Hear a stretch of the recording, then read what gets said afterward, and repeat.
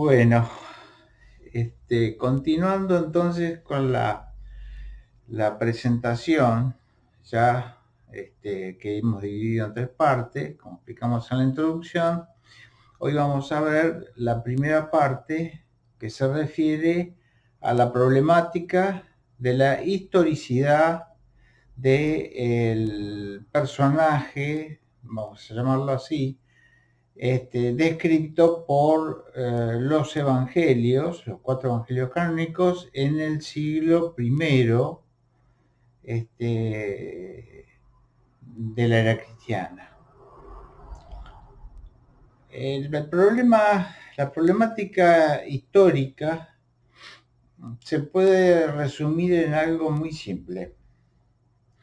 Primero que tienen que existir fuentes independientes que no sean, digamos, partícipe de la ideología que ya se formó con el advenimiento de la religión cristiana, ¿no es cierto? O sea, si uno pretende hacer un análisis histórico, no se puede quedar meramente con los libros sobre los cuales se fundamenta la fe, digamos, la creencia de una religión.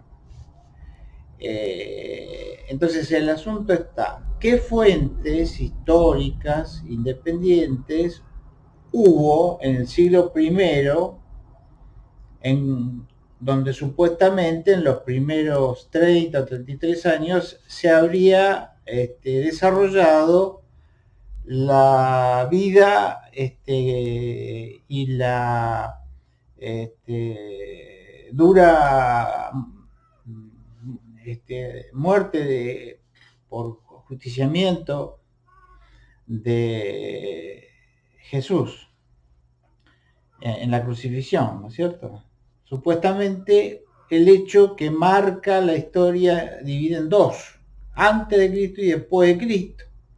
Entonces, ¿cómo es posible que un juicio semejante no haya dejado ningún vestigio en los historiadores de la época? Y los hubo. Está al principio de la primera cincuentena de años, digamos, del siglo I, incluso 10 años antes a él, lo tenemos a Filón de Alejandría, Filón judeo, un judío muy culto que vivió en Alejandría, como digo, nació 10 años antes del año cero, digamos, que consideramos hoy, y que falleció cerca del 50, más o menos, un poco antes. Bueno, pero de todos modos, él escribió sobre todas las sectas judías de esos años, digamos, entre esos casi 60 años que vivió, viajó varias veces a Jerusalén desde Alejandría, que era una ciudad donde había una colectividad judía muy fuerte en esa época, y incluso ya vamos a ver, hay fuertes sospechas de que los evangelios, los cuatro evangelios canónicos, se escribieron en Alejandría, incluso. Y se escribieron después del año 70, o sea que parte de ellos fueron escritos directamente en el siglo II. Y donde ya se empezó a seguir la corriente que se había establecido como la corriente ideológica basal. Sin embargo, como digo, Filón de Alejandría, habiendo ido varias veces a Jerusalén y hablando de todas las sectas judías, los esenios, los fariseos, ¿no es cierto? Los saduceos, esta otra secta que era de tipo militar, ¿no es cierto? También, bueno, con todo detalle, él describió estas sectas, con el descubrimiento de los rollos del Mar Muerto, se pudo ver incluso la fidelidad del relato filoniano. Es más, Filón era un gran conocedor también de la filosofía griega. Alejandría era una metrópolis en ese momento de una gran importancia cultural en todos los campos. Y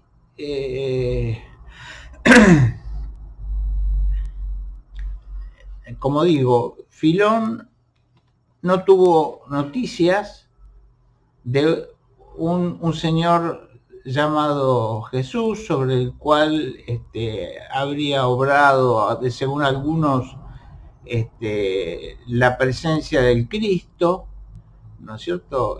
Y fue juzgado y crucificado, supuestamente bajo el poder de Poncio Pilato y cosas por el estilo, como nos pretenden, ¿no es cierto?, hacer creer los evangelios.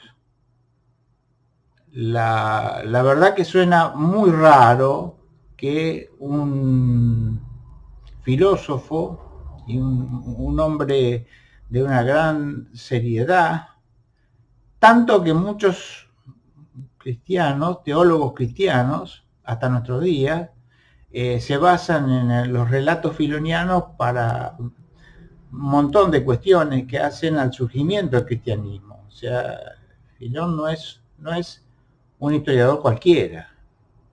Bueno, esto es uno. Y otro, ya ahora yendo hacia finales del siglo I,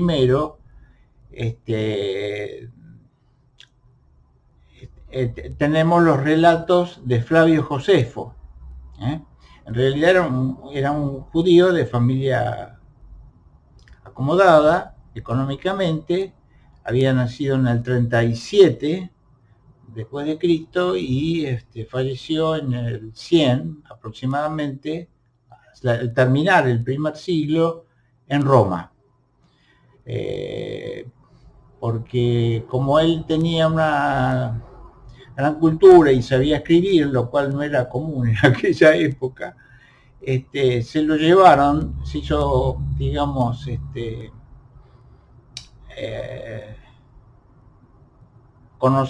hizo conocer y apreciar tanto por los generales Tito como Vespasiano, que después terminaron siendo emperadores, etcétera, ¿no es cierto? Pero ellos lo latinizaron y de ahí le viene el Flavio, ¿no es cierto? Que para vivir en Roma unos cuantos años le vino muy bien. Entonces decimos, estos son los dos grandes historiadores que tendrían que habernos dejado un rastro bastante importante si hubo un Jesús histórico en esa época. Bueno, una de las obras importantes que escribió, no sé si alcanzan a leer, Flavio Josefo, fue Antigüedades Judías. Y en el capítulo 18, en el libro 18, hay un párrafo que se dice el testimonio flaviano, en realidad en latín testimonium flavianum, que es a todas luces una interpolación, porque si uno ve los párrafos anteriores, el párrafo anterior dice, y Pilato, esta es la versión donde meten a Poncio Pilato y ahí lo ubican en el tiempo a este personaje de los evangelios. Y Pilato construyó también un acueducto hasta Jerusalén a costa del dinero sagrado, y bueno, y habla de algunas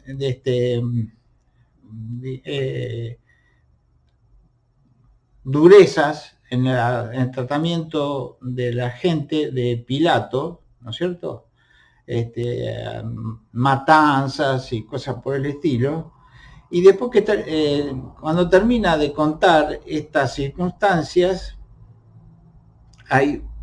está el testimonio Flaviano, que lo dejo para después, y después de eso continúa: por las mismas fechas, otro suceso espantoso sacudió a los judíos, y el templo de Isis, ubicado en Roma, se vio envuelto en unos hechos no exentos de ignominia, etc. Entonces, fíjense ustedes cómo este pasaje continúa el tipo de relato que había en el que antes mencioné. Y en el intermedio, fíjense lo que aparece, el testimonio Flaviano. Por estas fechas vivió Jesús, un hombre sabio, si es que procede llamarlo hombre, como si fuera un dios. Lo está poniendo un judío, que lo está poniendo como un hombre, y si es que procede llamarlo hombre, a un hombre. Dice, pues fue autor de hechos extraordinarios y maestro de gente que gustaban de alcanzar la verdad. Y fueron numerosos los judíos e igualmente numerosos los griegos que ganó para su causa. Este era el Cristo. Cristo que quiere decir ungido en griego, y que es lo mismo que el Mashiach o Mesías en hebreo, ¿sí? O sea que le hacen reconocer a Flavio Josefo que la historia ha mostrado que él jamás fue cristiano ni se llevaba bien con los cristianos, y murió sin convertirse jamás.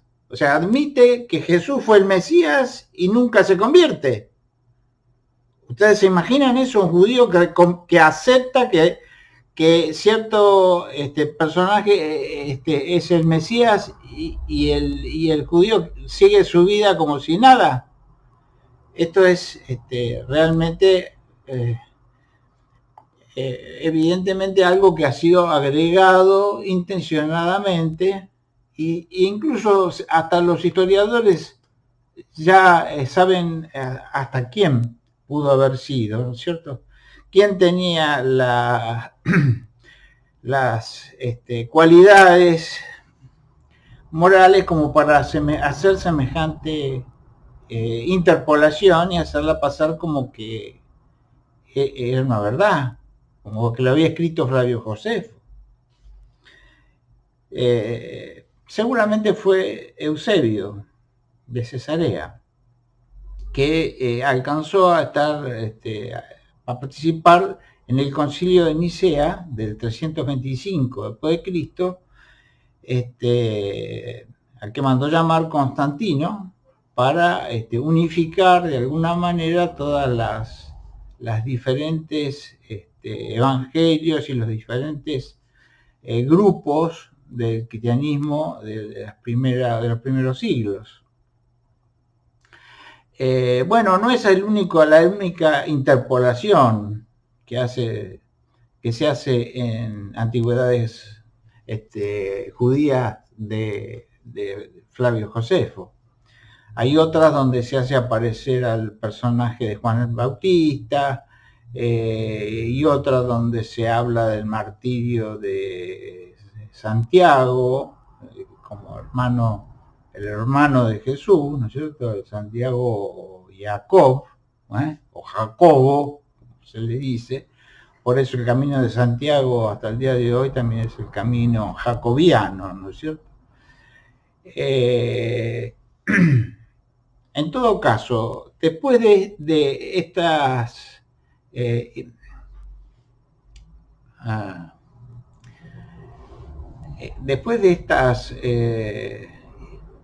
dos cosas tan importantes, ¿no es cierto? O sea, el silencio de Filón y la palabra torcida, ¿no es cierto? Y forzada, mal, ¿no es cierto? De Flavio Josefo, Hoy en día los especialistas hasta pueden decir, digamos, de qué siglo es el pasaje por la lectura del tipo de escritura y de las palabras utilizadas, etcétera. O sea que ya no podemos mantener no tenemos la misma ingenuidad que había varios siglos atrás. Entonces, realmente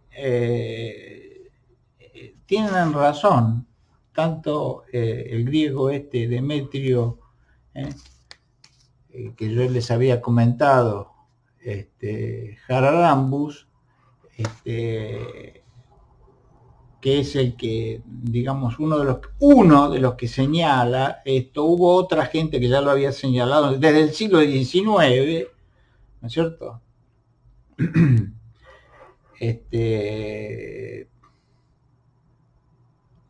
Hay, digamos, gente importante, como un egiptólogo, Gerald Massey, que escribió un artículo en el siglo XIX sobre el Cristo mítico y el Jesús histórico, por ejemplo, donde ya él un poco se adelantaba a estas posturas un tanto radicalizadas de Jogarí Pujol y de Demetrio, ¿no?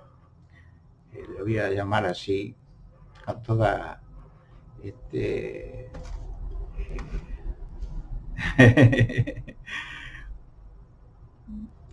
con mi mejor sentido de hermandad, ¿eh? Y realmente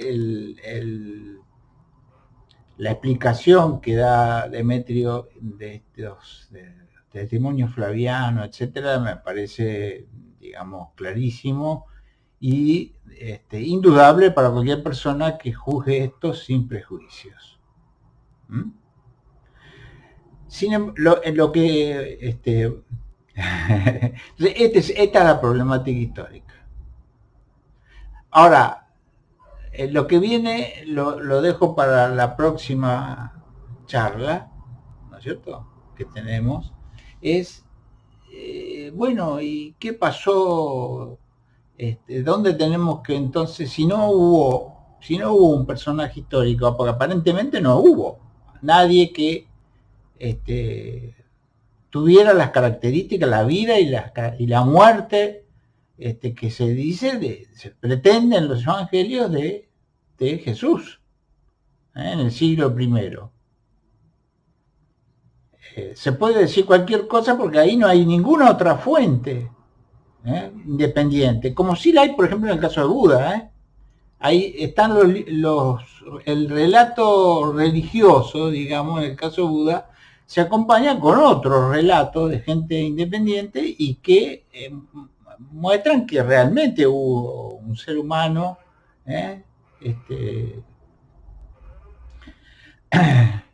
al cual correspondería la fundación de la religión budista. No pasaría lo mismo con el fundador del cristianismo, ¿no es cierto? Lo cual a mí me parece un poco tirado de los pelos, porque que una religión que ha durado más de 2000 años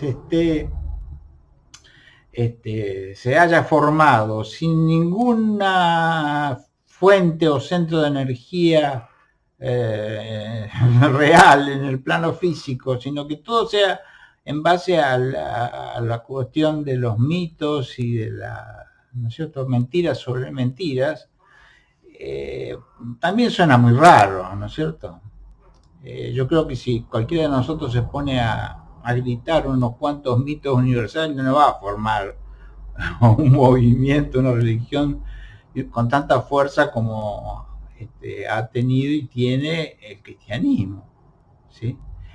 Lo que sí tenemos que rastrear mejor sus datos históricos, ¿está bien?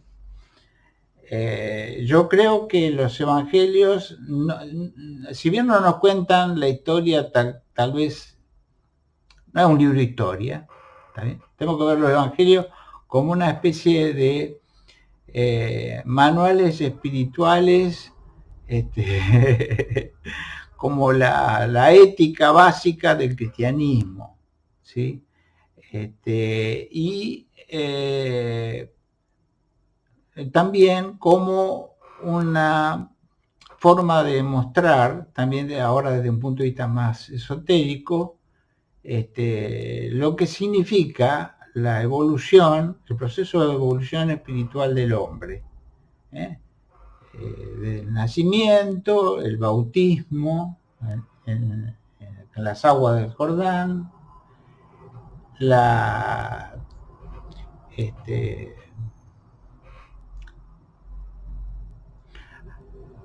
aquel proceso en el monte Tabor, ¿no es cierto?, de la transfiguración de Jesús, y posteriormente la crucifixión.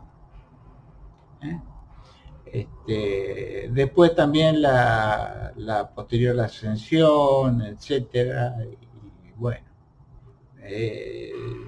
son temas que tienen un valor espiritual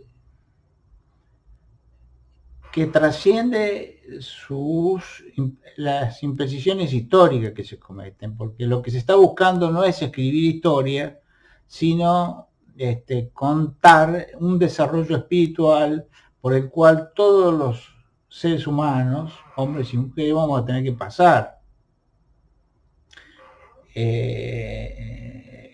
Entonces, eso no queda invalidado por las imprecisiones estas históricas de las que hemos hablado. Yo creo que vamos la próxima vez vamos a recorrer juntos algunos pasajes y algunas ideas que vienen de fuentes judías, talmúdicas, ¿sí? Sí, sobre todo de la Torá oral, ¿no es cierto?, como se le llama en el judaísmo. No tanto de la Torá escrita. Salvo algunas excepciones, ya vamos a ver. No voy a adelantar demasiado. Para no confundirlo, ¿sí? Prefiero que ahora quede bien claro este asunto, ¿no? Que los 4 evangelistas hacen un relato que no es histórico, mal podría serlo porque además se contradicen una barbaridad entre ellos, y uno dice lo que otros no dicen.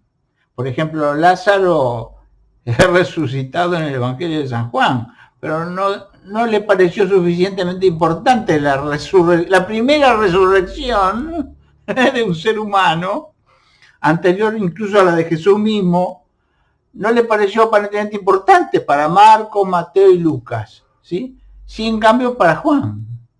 Bueno, imagínense, este es un detalle, ¿no? Pero hay un montón de cosas que son, digamos, que los grandes académicos y los sabios y teólogos, ¿no es cierto?, de fama, digamos, destacada gente de la teología cristiana, que ha hecho ver, o sea, hay contradicciones. Eso no es una novedad. Pero si a eso se le agrega lo que hemos dicho, que ellos son los únicos que nos hablan de semejante personaje y de semejante juicio que cambió la historia, y que está tan lleno de contradicciones legales, ¿sí? Hay un abogado alemán que se puso a estudiar el juicio contra Jesús, es Bedig Fricke, el juicio contra Jesús se llama, ¿no? Y él se pone a demostrar desde un punto de vista, es un alemán no judío, claro, él se pone a estudiar todas las leyes judías de la época